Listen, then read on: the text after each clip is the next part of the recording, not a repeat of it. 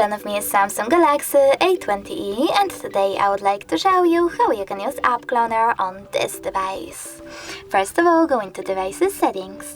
Now scroll down and choose Advanced Features over here. Then you need to scroll all the way down and choose Dual Messenger.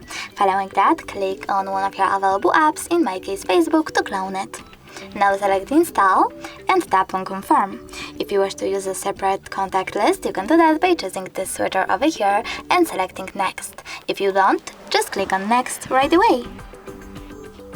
Now choose Yes in this pop-up and wait a bit. Finally, when I go back and try to access Facebook app,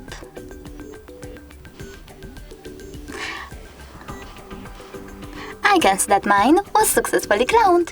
Thanks so much for watching. If you enjoyed this video, leave a like, comment, and don't forget to subscribe. Bye!